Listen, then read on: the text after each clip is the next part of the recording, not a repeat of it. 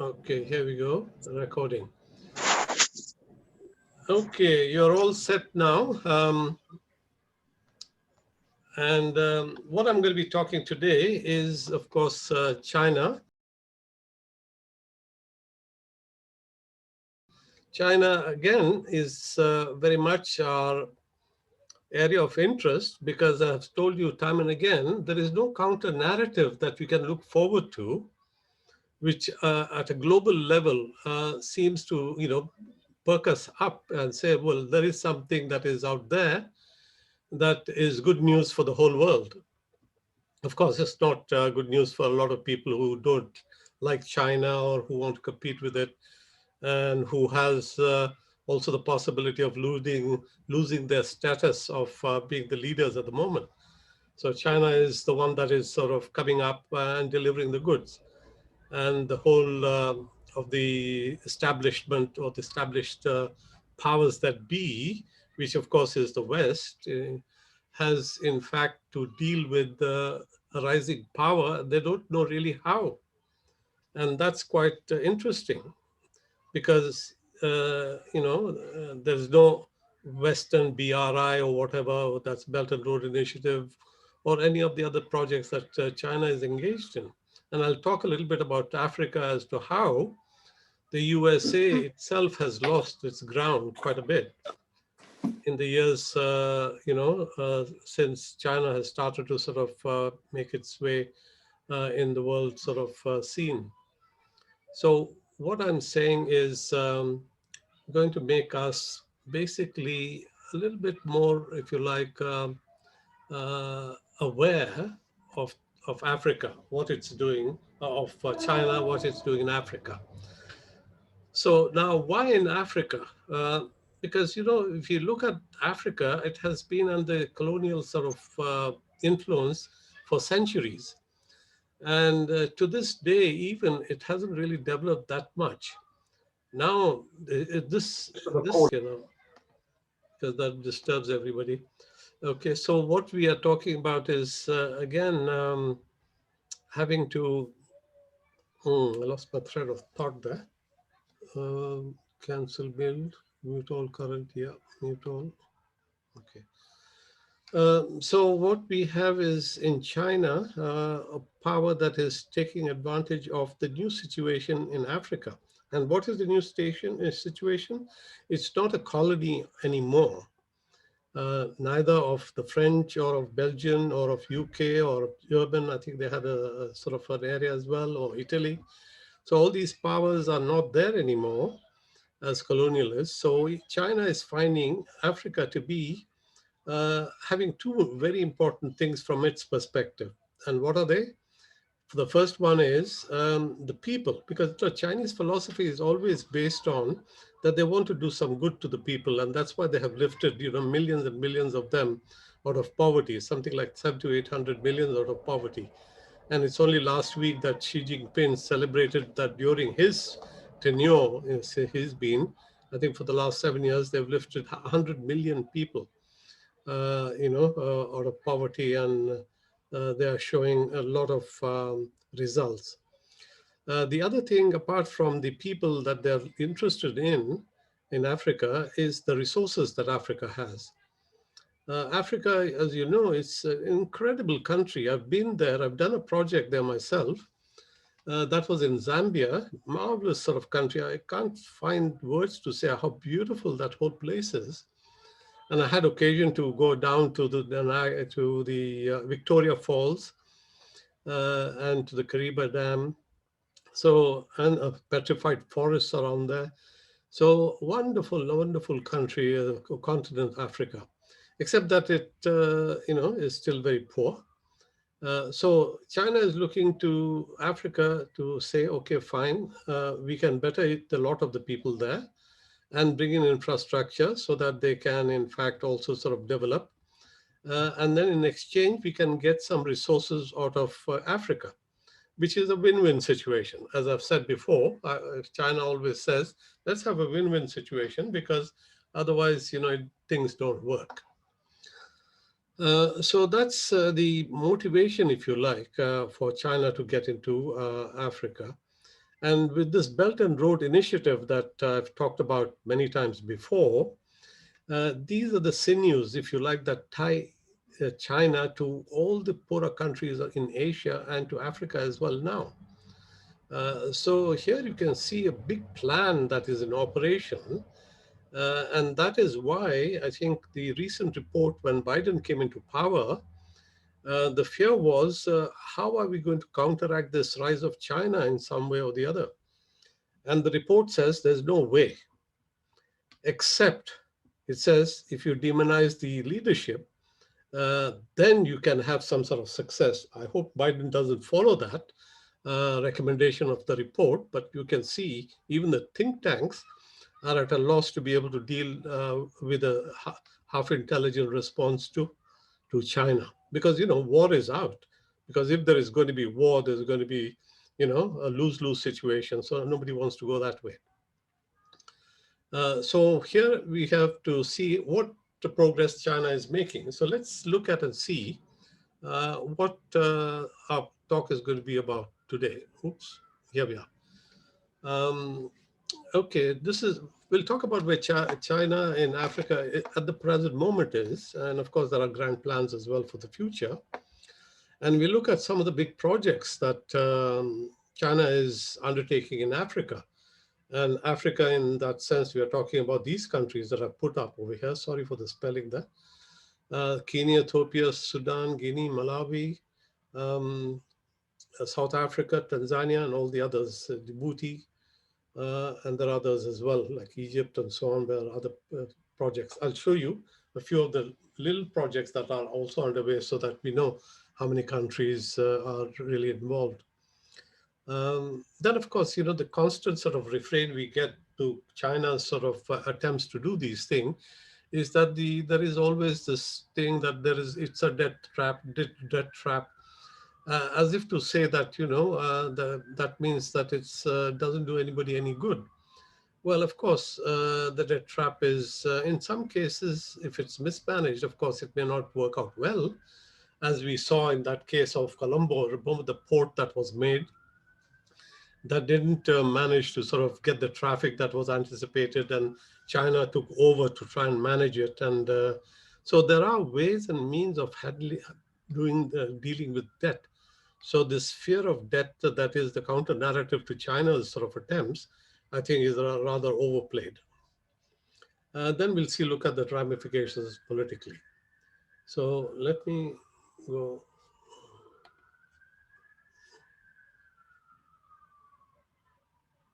I'm just trying to see. Okay, so that's the thing there that we can look at this. Okay, now, right now, Africa is establishing itself as a source of labor and resources, which is what I mentioned, right, for China, towards becoming China's China. So it's got all sorts of projects that we'll talk about today. Okay, there are literally hundreds of other Chinese infrastructure projects in Africa, all across the continent. China is playing a part in projects both big and small that are transforming African economies. So we have, I think, just the broad. Now, as you know, that China had double-digit growth for the last few decades because it started from a low base and to rise up to what it is today, to 6 or 7%, I think, over the last decade anyway. It has shown remarkable progress. It means that it had even more. It was 10, 12 before, as you can see from this graph here. In the 1960s, 70s, it was about 10, 12%. And then round about there, it's now down to about this figure here, to just about 8, 9%. Still, that's a pretty big sort of increase in their GDP. Out in the West, because mature industries in countries, industrialized countries, if they show something even of the order of a 3 or 4% increase in GDP, they're doing well. Because the size of the economy is large, therefore 3 to 4% is also big money. But now China is also sort of having big numbers in GDP. It's about 12 trillion, I think, their GDP at the moment. compared to 4 or 5 of UK and about 20 of USA. So they are also sort of going in with the big sort of project, but they are finding, of course, as you industrialize, your cost base starts to increase because your labor starts to costs start to increase. And that's one of the reasons why, which China is saying, we want to also sort of build this infrastructure around in the poorer countries so that we can uh, farm out some of the work to some of the poorer countries. That's why we see Vietnam doing very well. All the Southeast Asian nations are doing well because of China. And of course, Pakistan is also poised now because it's got that corridor being built from Kashgar, Western China, right down to Gwadar. We talked about it before. And of course, they're going on to Africa through these routes as well. So it is going to be in, having to find the labor to be able to then build the industries in those countries that have cheaper labor costs. So here we are. This is that's why moving up the ladder, because your industrial costs are going to go up. You need to find out other places to be able to then find the necessary, if you like, uh, resources to be able to uh, develop your economies and the local economies as well.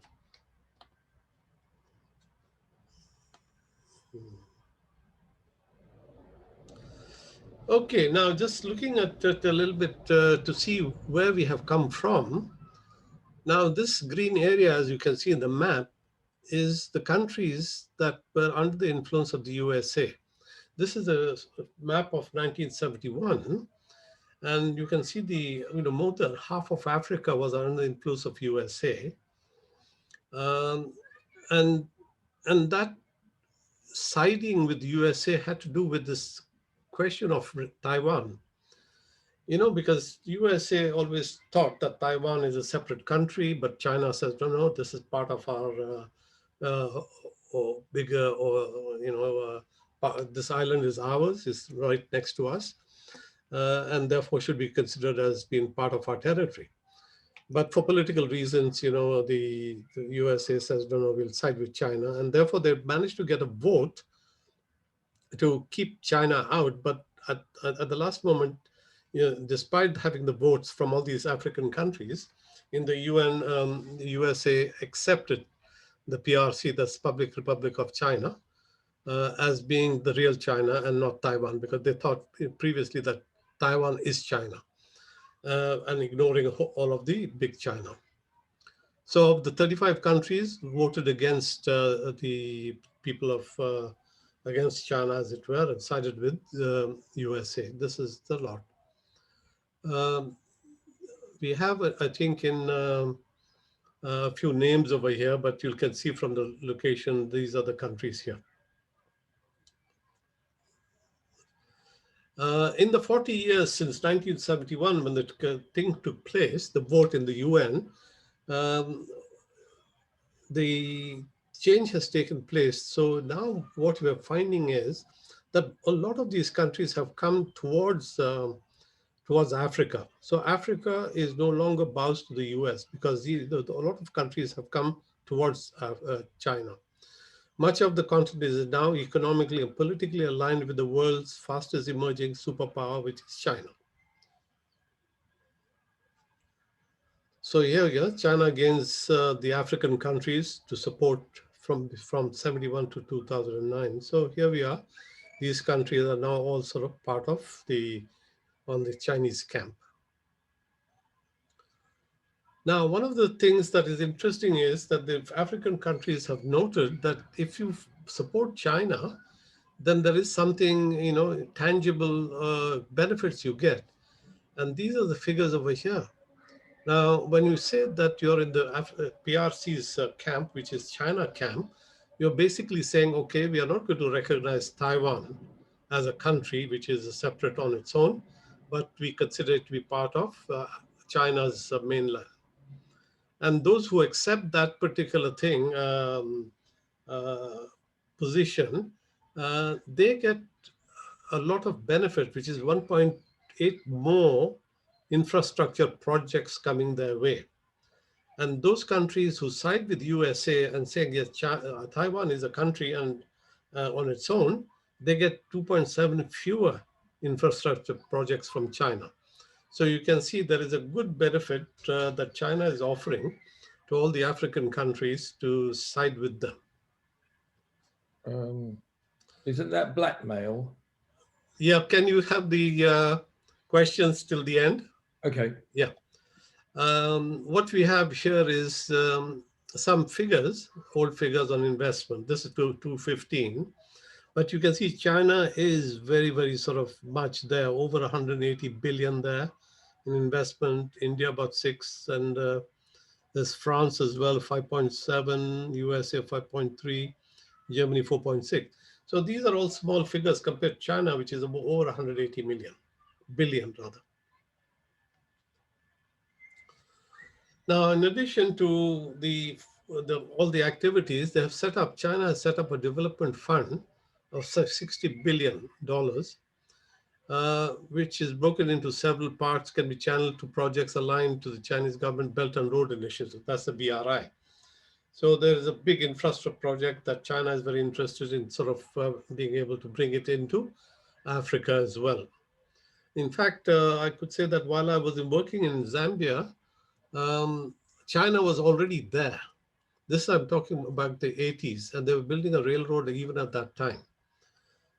It's only when Xi Jinping, when he came in 2013, that he gave that whole individual projects that were all over the world to under one umbrella, which he then put it under the Belt and Road Initiative, and therefore had some sort of identity of that sort for even the smallest projects that were being done before. So this fund is going to be covering development on telecommunications and constructing roads, bridges, seaports, energy, and of course human development as well. Quite a big program there. Now, these are some of the pictures I'm going to show you now of just some headquarters that are being built in various countries that are helping the local countries, and China is doing these. Here are this infrastructure. This is Ghana's sort of bauxite exploration, and let me put, oops.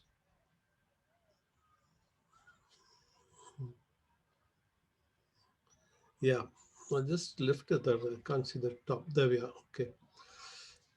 This is the ECO's headquarters.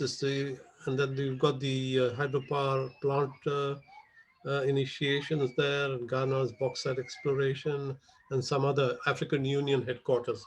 So they're building some of the big infrastructure sort of projects that Africa needs.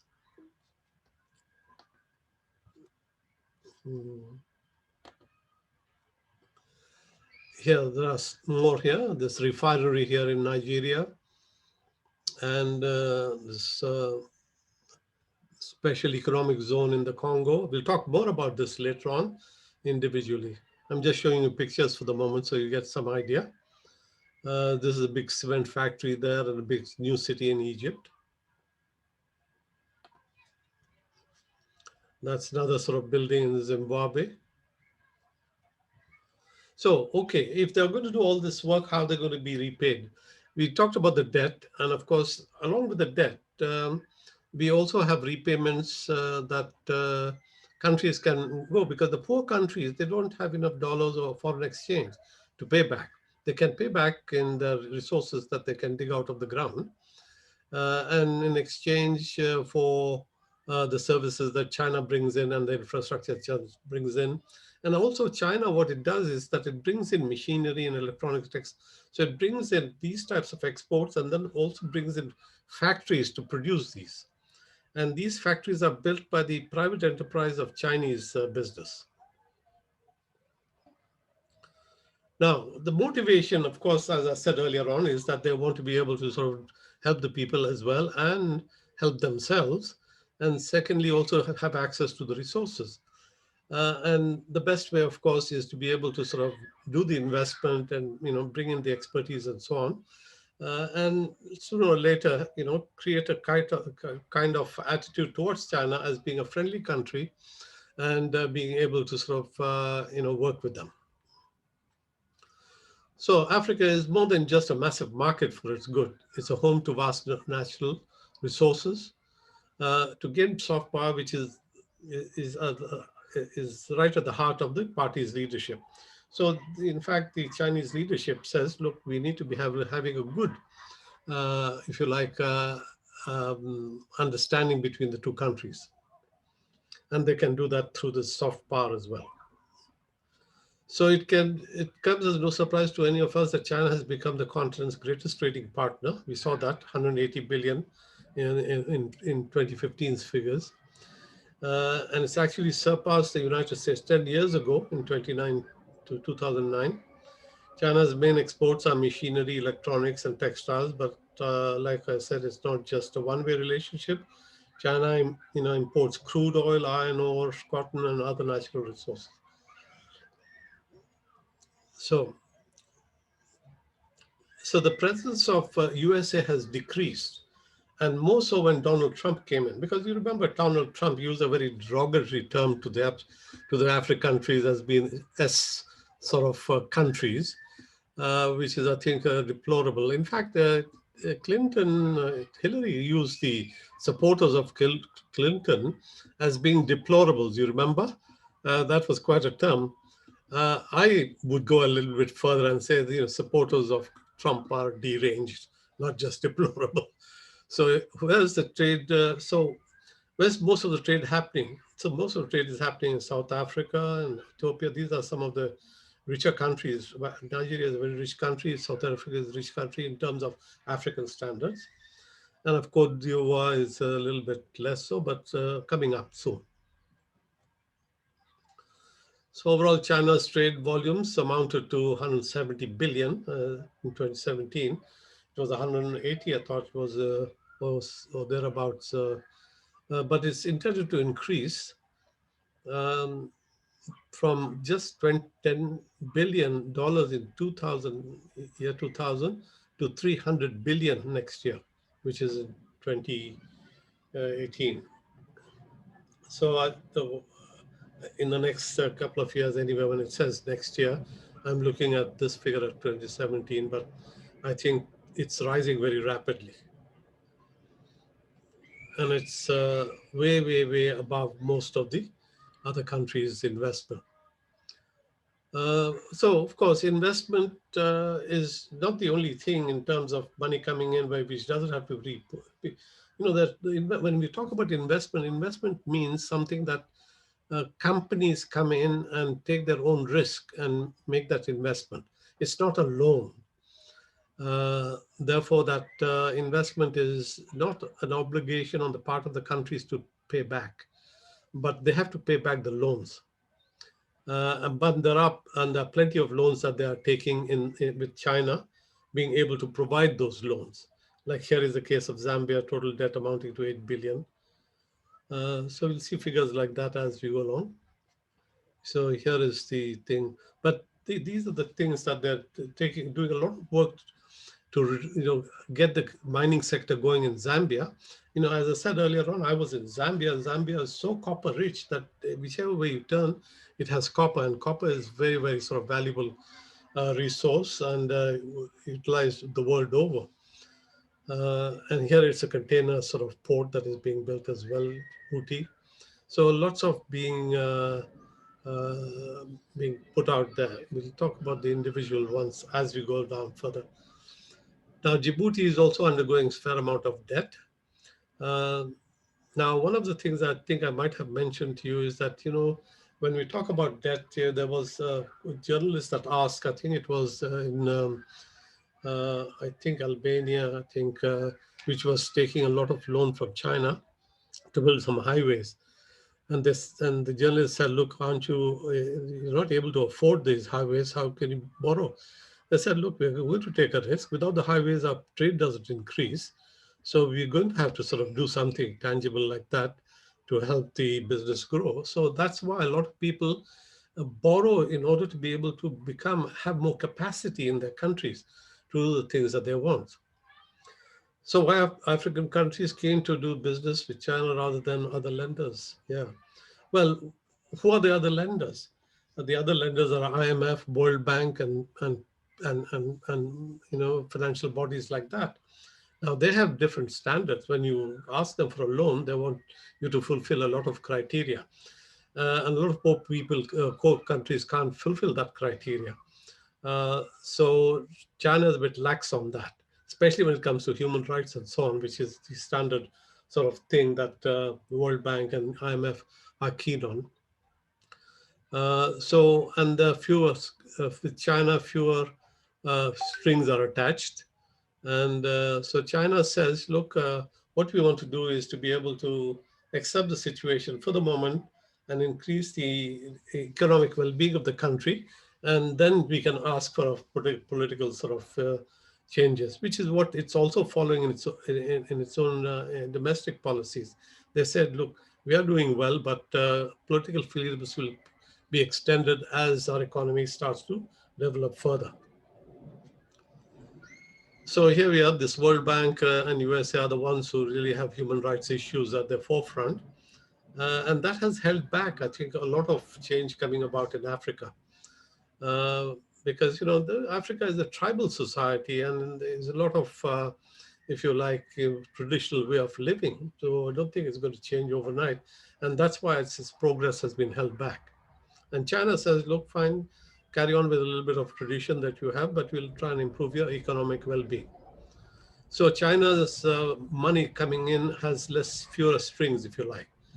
Uh, so no, but then that doesn't mean that the loans still can't be paid. So loans have got to be paid back to China, and and one of the things that has also come up is that 17 African countries would be potentially unable to repay their loans, and Djibouti, Republic of Congo, are at most risk. Some of the countries are relying on gradually repaying their off to China by shipping specific quantities of oil. But if the price of oil drops drastically again, that might make it all the more difficult. So there are those risks at the moment, which means that the loans are not so easily payable, but they have to be paid one way or another.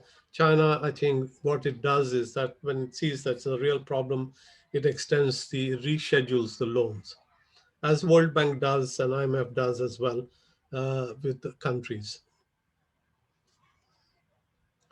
So this is the debt trap that keeps coming up, with China sort of going in such a big way with all sorts of investments and loans. This debt trap is what people are saying in the West that is going to sort of affect all the countries. But there is this Joseph Stiglitz. He's a world-renowned analyst, economist. He says, look, calling it a debt trap diplomacy is not really, uh, you know, if you like, good argument. It sounds more like a sour grapes type of narrative, or counter narrative that is being mentioned. Okay, now individually we can look at countries who are doing some of the big projects. Now in Nigeria, you can see there's railways being built. If you look at this map here of Nigeria, it's a pretty big, it goes right across the country from one part of the coast to the other, 1,400 kilometers long at the cost of $12 billion. Now, China is very good. It's got such a good expertise that what it does, you see, one of the things that one also remember is that when loans were being given by World Bank and IMF to all these poor countries, some of the corrupt leadership pocketed some of the money. But in the case of China coming in with their expertise and their own people, they have tight control. So the money gets used and the project get built on time and within the budget. So you can see the advantage. And of course, if you're a political leader, you want to be able to deliver that. And maybe they're looking for corrupt practices elsewhere, but not with China. So here are these projects, just a few pictures here. Now this is Tanzania. I've been to Tanzania, another beautiful sort of place. They're building a huge port there uh, for $7 billion worth to handle 20 million containers. Now, that port is going to be bigger than the port of Mombasa, which is in Kenya. So you can see they're anticipating a fair amount of traffic coming in and going out from that port. In South Africa, China is going to be building a huge city. This new city will have this finance and trade facilities, industrial parks for sports, recreation, heritage parks, and this is going to be just outside Johannesburg. So again, a huge undertaking. In Kenya, this railway is 300 kilometers at the cost of 3.2 billion. See these sort of, and of course, we know from my previous talks, China is the world leader in building locomotives and trains because they have got the something like 16, 17,000 kilometer long high-speed rail in China, which goes at over 300 kilometers per hour trains.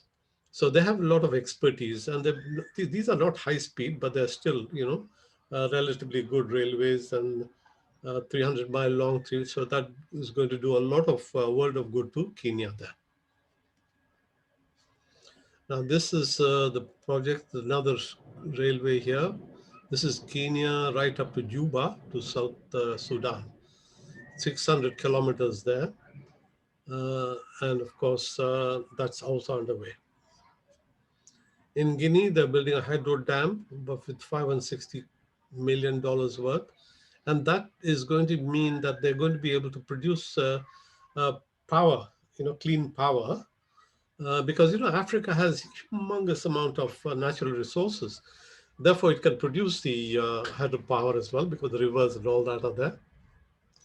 And because they have that, once they utilize that, then they'll be able to get the electricity and then start to be well on their way to industrialize the country and have economic well-being. Now, this is the Democratic Republic of Congo. Now, you know that it has the world's biggest mines for all sorts of things. And China is spending 6 billion trying to develop the mining business there.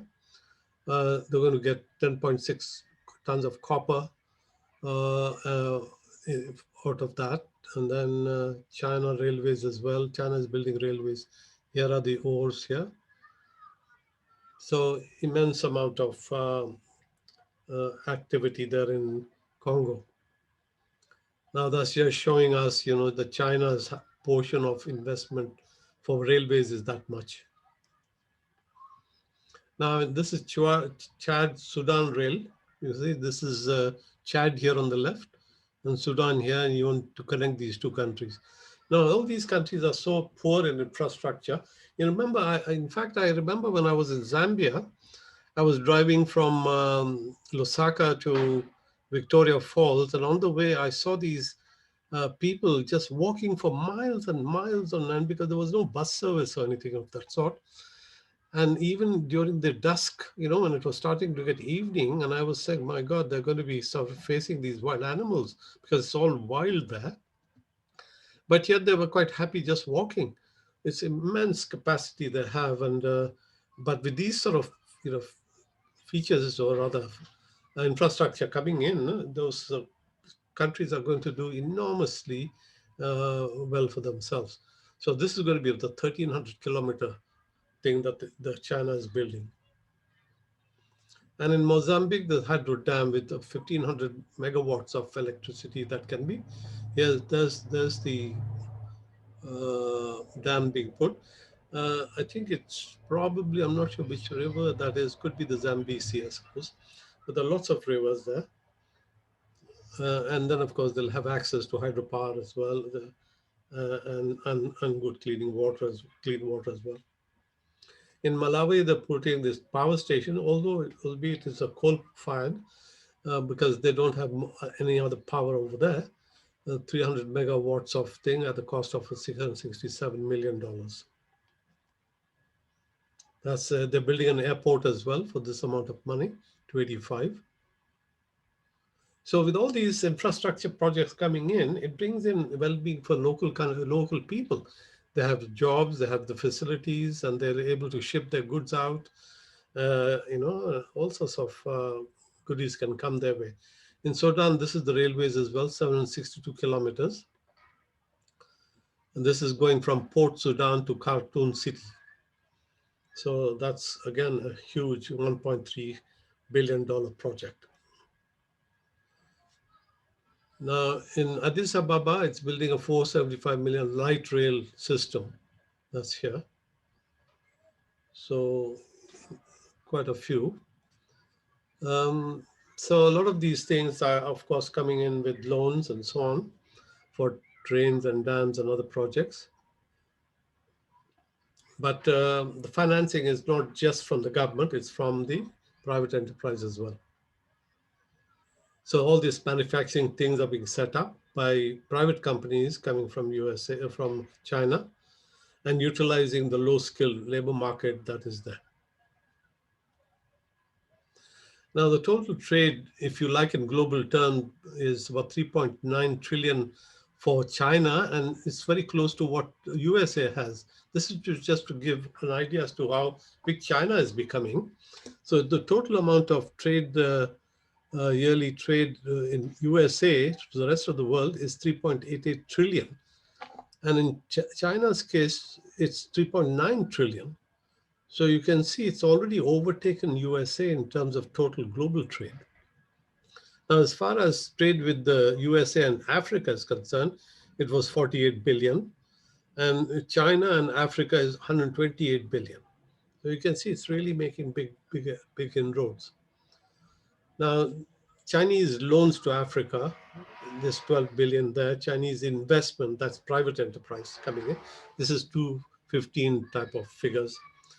So one of the estimated 10,000 Chinese businesses in Africa, 66% are privately owned. So there is a fair amount of private enterprise from China coming in. Okay, one of the other things that China is starting to do is to not only have their economic sort of projects all over the world, they're starting to also bring in a little base here in Djibouti, right at the Horn of Africa here. Now, Djibouti has also other people's bases as well. It's got US base there, Japan and Italy and France. So China says, okay, we're going to come and join Djibouti as well because we're going to do projects with them. Now, these are the countries that have bases. I won't go into that. Okay, I'm going to leave that now and we'll go for some Q&A. Let me just stop the share and go for a bigger view there. Okay, I think I'm going to unmute everybody now. Mute all. Okay, you unmute. You can unmute yourself. Shafiq, may I ask a question? Yeah, go ahead. What do you think China means by soft power? Well, this is the way that you can influence another sort of, if you like, group of people or other countries through not just direct economic sort of activity, but through cultural type of activity and influences. So if you look at soft power, it will be all the exchange of cultural type of entities between the countries, maybe recourse to having development of human resources that will bring in good awareness of each other's history, so that you have on the whole activities which are not just about building, but rather about changing the mindset of people. See, that is soft power. You could say that US has soft power in all the Bollywood films that it sends across the Atlantic to everybody else in the world. That's soft power, Okay. Well, where does the idea of power fit in with that? Well, the power notion of power is really to be able to change the current status quo. If you want to bring about a change, you need to have a little bit of a push in some direction. That's where the notion of power comes in. You know, without a push or without doing something, uh, I know what you mean. I think what you're probably saying, thinking is that power means something which is not in the interest of the other party. But power in this sense is really to try and affect the mindset of the people to change it so that there is a better, if you like, opinion between the two countries. Yeah. Thank Shafiq, you. Shafiq, Yeah. you said at the beginning that China's incentive was to firstly help the people of Africa, secondly to go for their resources. But I don't feel comfortable with that because their record on human rights is pretty bad, as we keep on reading. And surely their motive for spending all these billions and trillions of dollars is for their own benefit, to make money. Yeah. Why on earth are they? Why should they be benevolent to a continent like Africa when they're doing horrendous things in their own continent? Well, I So I don't. just don't go for that. That they're doing it Yeah. out of whatever the word is. Yeah. I know. I know. There's a lot of general opinion about the negativity with China in so many fronts, but I feel that a lot is overplayed, and it suits, I think, the Western sort of media and the dialogue that to make China into some sort of other, because there is no counter good narrative, as it were, to stop the rise that is taking place. Now, coming back to some of the standard slogans that are trotted out against China is about the Uyghurs and about Hong Kong and about Tiananmen Square and so on and so forth. But all we have to do is to look at the atrocities that have been committed by every nation, including Britain in their colonial times, and USA even today. If you look at the Black community, the Indian reservation people and the immigrants in some ways who are not too well off, these are sort of things that are not highlighted by the Western press, and therefore we think all is fine and dandy here. But unfortunately, what happens is that to cast aspersions on the other is the standard ploy that is used, and China is the victim.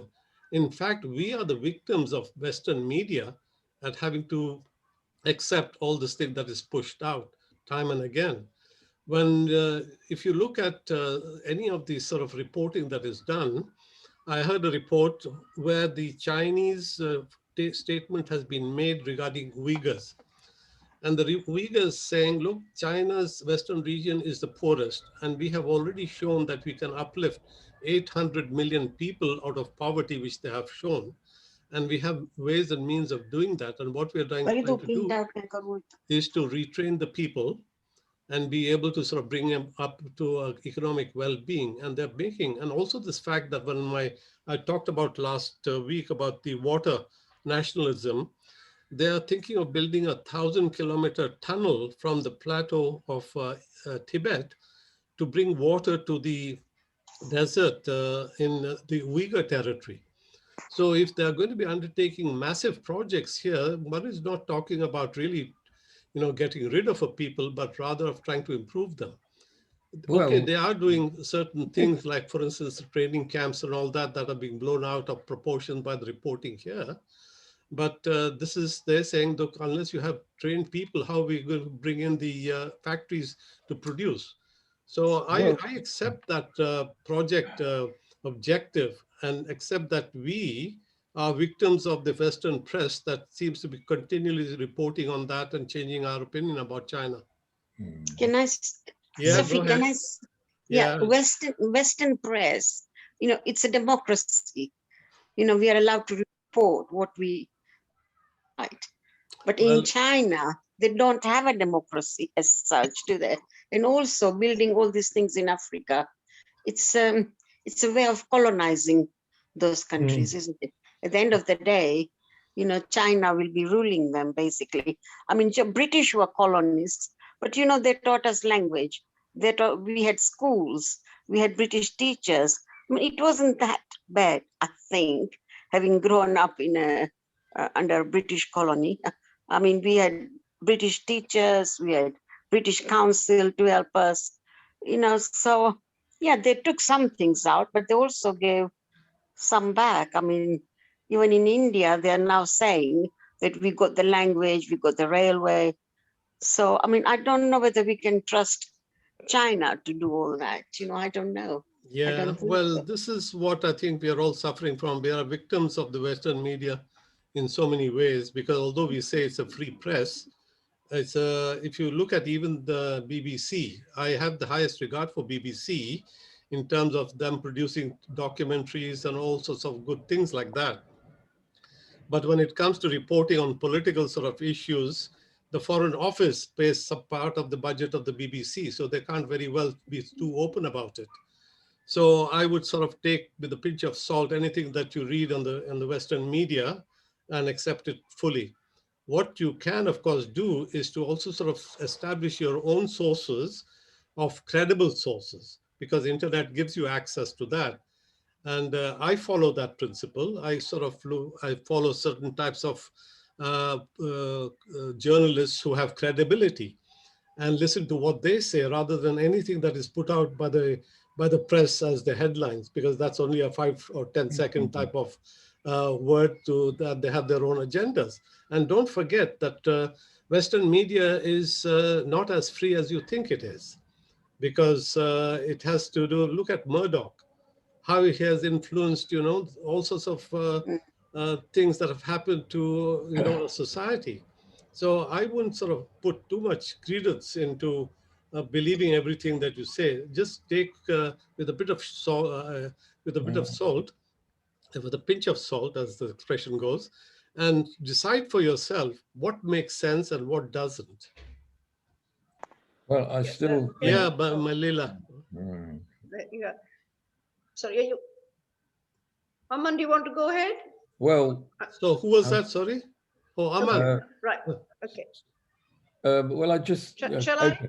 Yeah, all right, you go. You go. Right. Okay. I was actually going to ask about the BBC. I've often wondered why on British media, say even the BBC, they have a lot all the time about the US, but very little about Africa. Africa is an enormous continent. And if you ask people on the Mm. street, they think it's just a jungle with animals, thanks to Attenborough. But it has never been a jungle with animals. I remember ages ago there was a program, someone was it Basil Davidson, and this was the time the Portuguese went to Africa. You know, there were kingdoms, there were civilizations, and I think we've lost touch with that, and it's never touched on. It's a real important country, and we could have soft influence. I mean, Britain doesn't have a lot of, they don't give away money anyway, but we do have influence, and we can't influence those countries if we don't know anything about them. Yeah, as I said, Malila, you know, the Western reporting is rather sort of slanted. If you look at and read, have you read anything on Kashmir at all? For the past, you know, year, 2 years now, they've been under total lockdown with no sort of freedoms of any sort. Yeah. And just because they say that India is a friend of ours and is a big market, here we are being very mercenary and say we don't want to upset that and we don't want to say anything. And yet, when China says something about retraining people, say Uyghurs, every day we hear about them. I mean, it's Right. astonishing sort of, you know, lack of, if you like, freedoms that are being exercised here in as by way of press sort of writing or whatever media one is following. So Africa doesn't get reported that much. Of course, what does get reported is what is in our interest and what sells papers, if you like, you know. So because, you know, people have such an attention span, which is 10 minutes and page 3 is what they want to go and look at, and that's it, you know. Can I come back in just on Yeah, China okay, again? I cannot believe they're doing it anything other than their own self-interest. Well, No. every In a country I've sense, gone, could I just say, I think in a sense they're buying these countries in Africa Yeah, because I they agree know with they you. won't be able to be repaid. And the only way they can be repaid is the raw minerals and resources of those countries. So they'll have them on the hook for years and years to come, Yeah. and have their own supply of what they need, mineral, raw materials, minerals. You don't do it for nothing. That I would guess could be their philosophy. I just don't see them being benevolent at I all. agree with you, Aman. And the other thing, can I just say about Taiwan? I don't know very much, but I know it's a very complicated history between Taiwan and China. But they intend to stay independent, Taiwan. They don't regard themselves as part of China. China do want to take them over, and there's always been a constant threat of war. But Taiwan wants to stay independent. That's my understanding. I was there actually briefly. Technically, they're not part of China. Well, technically they could be, but nevertheless they want to stay independent. Yeah. So there's a lot of history between I know there is that history, but what I would say is that before this, Sun Yat-sen or whoever it is went over, or Chiang Kai-shek went over to Taiwan and claimed itself to be, an independent country. Yeah. Before that, it was all one country. So it was one country. Yes. And therefore, it probably is the claim that China is making at the moment. Yeah. But anyway, coming back to your earlier question about, I agree with you, there's no free lunch. No. And therefore, what one needs to do is to try and navigate in such a way as to be making it possible that there is a win-win situation, because I believe that there is. And it's not a zero-sum game, because, the zero-sum game means that you win and I lose, and nobody's going to accept that. Yeah, but these countries will never be able to repay the debts. So they'll be in hock. Yeah, but I think that remains to be seen, to see how well they work the infrastructure projects that have been built. Because if you get good governments, competent governments to managing the show, they should be able to do something with the good infrastructure that is being created. So I agree with you that there is that risk, and China is taking that risk, because if it doesn't get repaid, then it's going to lose a lot of money. So they've got to be very careful that it does get repaid, and it won't get repaid. The country doesn't. They're going to take over the country. Could I say something, Shafi? Hi there, Mei Ling. Yeah. As I am from Taiwan, ethnically, we are not same ethnic group. I am from Sulayan, and my grandparents were Sulayans. When Chiang Kai-shek came, they would try to demolish them. We were tortured. When Chiang Kai-shek came, my father lost his living because everything was confiscated. As a child in Taiwan, I was treated as a second-class citizen. In the classroom, we were sat at the back. And so, although Taiwan has come a long way, it's largely through American aid. That's one thing I want to say. Ethnically, I am more like American Indian, Japanese Ainu, Malaysian, but not Chinese. I'm sorry? But not China. No, ethnically, culturally, I was absolutely astonished when I went to a museum to see the artifacts in the museum, the things that I used to see as a child. My grandparents had them in a chest, and I used to write to my grandmother in sort of alphabet that was introduced by the Dutch when they came to Taiwan. They did not use a Chinese character. It was just a phonetic, the sound. That's how the Dutch introduced it. Secondly, what's wrong with helping the country who is so poor cannot develop themselves? What's wrong with borrowing if the West, if the European are not willing to lend them money to develop because the risks are high? What is wrong with China doing it? Yes, they probably won't be able to pay back for a long, long time to come. But at the same time, they're raising their standard, giving job to people and developing. So what is wrong with it? Yes, I'm sure there is a hidden agenda, that they're going to have a larger influence in Africa than, you know, America, who is less willing to lend money or was less willing to take a risk, or European who does that. But if that will help Africa, what is wrong with that? I agree with you. I can't disagree with you at all, because I feel that China is being presented to the world in such a negative fashion by the Western press because they don't have a counter narrative. There is no counter narrative by the West, and that is a rather sort of depressing thought. And the only narrative that there is to try and demonize China, which is not going to succeed. And as I mentioned to you earlier on, that report that came to Biden from one of these think tanks saying that the only thing they can do to stop China is to try and demonize their leadership, which I hope they're not going to do, but rather sit down sensibly and talk things over and make it into a multilateral, multipolar world, rather than just a unipolar world, which we've seen what it leads to in terms of America. 800 bases all over the world, you know? I mean, that's deplorable. Well, as I say, I'm not Chinese, I'm from Taiwan. But as you know, we were treated very badly. My father, at age of 50, had to go to Japan to start making life again because everything he owned was confiscated. When I was a child in Taiwan, we used to have policemen come into our house every so often to tear the house apart, searching for communist material. That's how Taiwanese was treated by the Chinese. An American pump in huge amounts of money to make sure that Taiwan is developed. So they have a foothold in South Pacific. They want to make sure they could use the island for their own purpose. No different from anybody else. Yeah, I suppose. Yes. And so everybody does these things for their own long-term benefit. And Yes. China is probably no different about Africa than American did, or British did, or anybody else's did, or the Dutch did, what the Japanese did.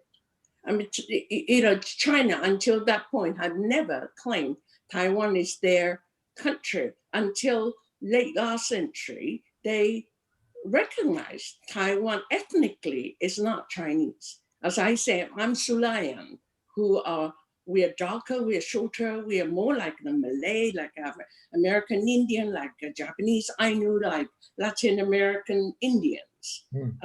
Quite different ethnic group. But a lot of Chinese came with Chiang Kai-shek. He brought out 1 million soldiers with him. So of course, they have taken over the island. So there are a lot of Chinese around, but they could always tell that I'm not Chinese, I'm native Taiwanese. You look like Chinese to me, Miley. But to a lot of Chinese, I am not. I'm from more like a South Pacific. South Pacific. I couldn't tell the difference. Yeah, well, of course, and just as a lot of Chinese can't tell the difference between Norwegians and Romans and Saxons and so. The big Anyways, I'm not trying to defend for Americans that Taiwan should be independent. So I'm not trying to defend for China lending money to develop in South Africa. Bottom line, yes, they will benefit from it. But as I say, what is wrong with benefiting and what is wrong with receiving that if your country can't develop and nobody else is willing to do that? Yeah, absolutely right. Absolutely right. I think we need all the help that can be given to some of the poor people, because you remember one of the things that has been the classic model historically, at least for the past 300-400 years, has been the colonial model, where, you know, Africa was cut up in by UK, by France, by Italy, by Germany, by, I don't know, some other, whoever else there was in Europe. And it was at the meeting of Bismarck, I think, that took place, that they would sort of take portions of Africa. And then this nasty trade of slaves started and so on. A lot of very bad history, if you ask me. And that model, I feel, has failed. And because you can see poor Africa is still poor. Very But poor. hopefully now that we are into the post-colonial period, we are going to have a newer model, which is that China is bringing in, saying, okay, we'll be partners in the development. We'll develop, we've got the expertise and we've got some money as well to help you. And they're going about it. And I think there's nothing wrong that I can see with it, except this other thing that we hear, even that Joseph Stiglitz has said, this is Zagreb type of narrative, you know, debt, debt, and debt, you know. So I think it's rather sort of shameful. Shafi, can I talk about, IMF loans? A lot of countries found in the end, poor countries found they couldn't repay the loans. And the thing about those World Bank and IMF loans were they're given on condition, but one of the conditions was they disrupted the country. They insisted on growing cash crops, for example, which was very disruptive. So the thing about Chinese, they say in Sri Lanka, is they bring their workers, form a little village. They don't try to influence the culture or anything that goes on. They came and built the harbor, but they keep to themselves in a way. The locals were a bit resentful of that. But unlike the colonialists, they are not trying to influence anything else. It's Yeah, they're going to go back as well. the harbor. Because so that's a good part of it. Because, you know, they bring in and they stay in separate types of camps, because then they go back, you see, after they complete. Yeah, that's right. Yeah. But they don't try to influence anything else, you know, the way of the country or their laws or anything. So that interference isn't there. Yeah. Just last week, you know, Imran Khan went over to Sri Lanka and had a very grand reception over there. And in there, when he addressed saying that he's inviting Sri Lanka to join the CPEC, the China-Pakistan Economic Corridor, so that Sri Lanka through Gwadar will have access to Central Asia. Now, Central Asia is landlocked and has been historically underdeveloped because of that. And with the access now being provided through this big highway that China has built from Western China to Gwadar, then all that Central Asia and Central Russia, also all those countries there, can have access to the warm waters, which is what was the great game about. You remember historically, great game was all about stopping Russia coming into the warm waters down below. Okay. Thank you. Fine. We are nearly 1 hour up. Thank you. And if you're all very happy, we can. Thank you. Interesting. It is. Thank you. Rafiq, thank you. For reminding me about recording, Pam. I think it's still recording. Thank you. Take care. Thank you. Bye. Bye. Bye. Bye. Thank you.